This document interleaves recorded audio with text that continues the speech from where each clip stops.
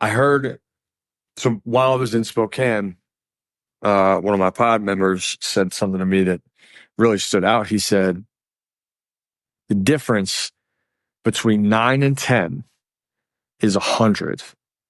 I've been thinking about this for like, I don't know, 3 days. This is like a really big idea.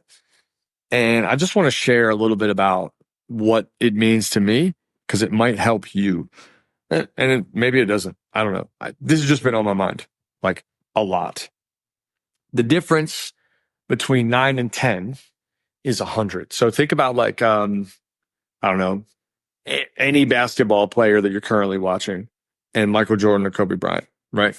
So you think about either of them and it's very clear. Here, I'll look at the camera this time or got my phone here and naturally I need to look right here, not over there. That like the difference between them, Kobe Bryant, Michael Jordan, is light years beyond everyone else in the NBA, right? So I would call him the GOAT. Tom Brady, same thing. He's a 10, but the next stop down at like 9 is so far away. To me, this is about, we could talk about greatness. We could talk about all that shit. I think that can be overplayed. What this really is to me is about mastery. When you master something, you have to put in this heavy degree of time, this like asymmetrical amount of work. And as a result, you end up getting 100 times the output. There's a couple of good books about this. The Talent Code is a great one. That was a really good book I read when I was doing a lot of athletic coaching and personal training and things like that. But that conceptually, right, what ends up happening is we think that, we get better, we get better, we get better, we get better, we get better. We get into the 90th percentile or however. I can never understand percentiles because I think it's totally backwards. But we get into that like top 90% or like the top 10%, right? We break to 90%. But at that point now, from 90% on, every single added percent separates you by a long way. Think about this with runners, right? The top 1% of runners, that like 10 level runner, they're doing a marathon in 2 hours. Like, I don't know if y'all have paid attention to this in the last 2 years, but the human being broke a 2-hour marathon is insane. They didn't even think that humans could run a 4-hour marathon or a 4-minute mile. This guy ran a 4-minute mile for like 26 miles. It's crazy. So the gap is big. This happens professionally. This happens with artists. This happens with investors. The top 1% are light years ahead of where everybody else is. And the reason this stands out to me or has come up so much this week or has relevance this week, I've been talking with clients where 2 of them stand out pretty distinctly in this reflection. One of them, business is doing great, generated $7 million last year, absolutely crushing it, and also has really struggled to change patterns. And the other, similar, $6.5 million revenue last year, on his way to, I think they'll hit 9 this year, maybe 10, has not changed patterns. If you're a 9 and you want to get to 10, you will have to change your patterns. I think that's something that's really important. If the distance between 9 and 10 is 100, then it really requires a lot of change. You have to be willing to get changed often. You have to face your old patterns. You got to drop your old bullshit. It's real. I'll give you an example of like how this has stood out in coaching. So my coaching has gone from when I started in 2018, I actually just had a client remind me of like a retreat I did in 2018. So in 2018, you could get like 8 sessions a month for, I think, like $400 a month. Like it was crazy.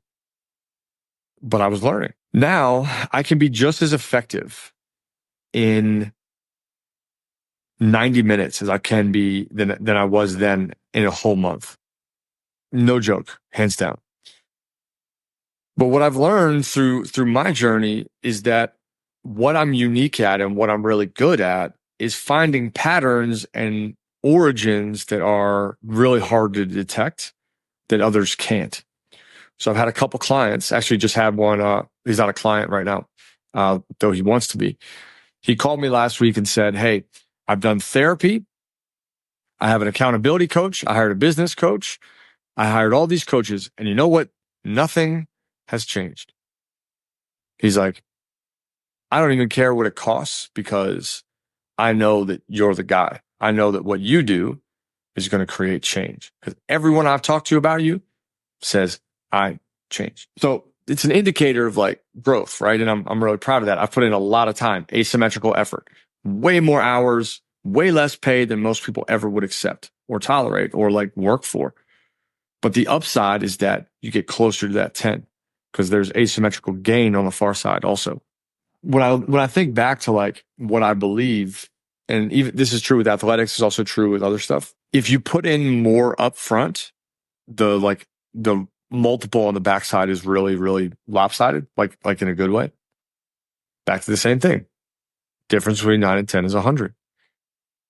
And at the same time, it totally sucks. Like, it's great. You look at Kobe Bryant, you look at Michael Jordan, like obviously it's great to have their level of fame and wealth and success and all that.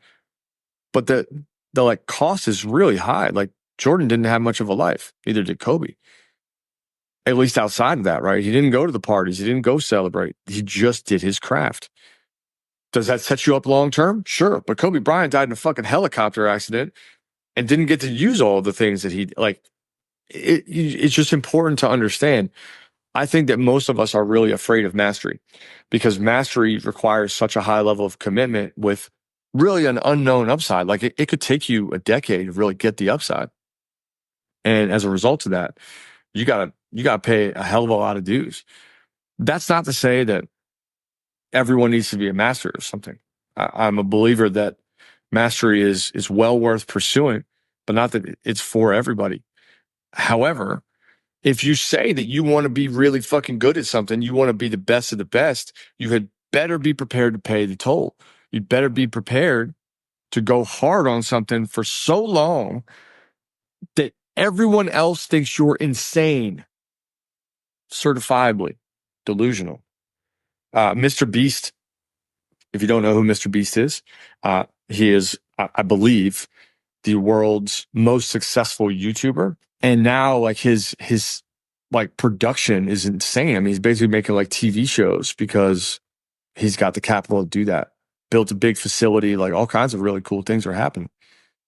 So if he could do it, you could do it. I can do it. But we've got to figure out what it is that we want to master. And in a way, figure out who you want to be in the process of mastering something.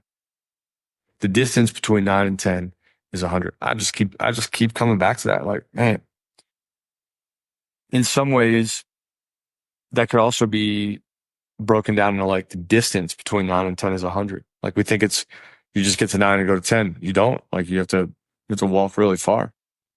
The thing that the margin for error, the margin for success, the margin for that asymmetrical gain is so small.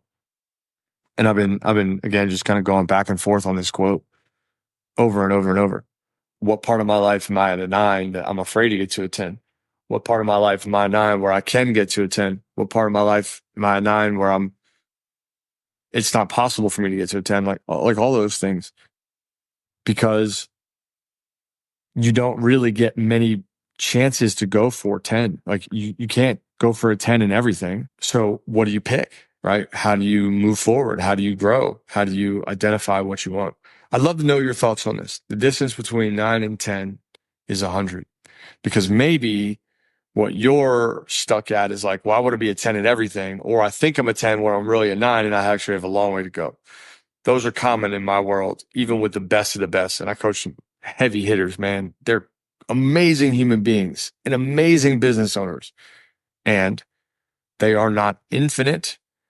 They still have bandwidth. They still have mental limitations and challenges. And we just can't do it all. You don't need to do it all. The distance between 9 and 10 is 100. What are your thoughts? drop a comment. Let me know.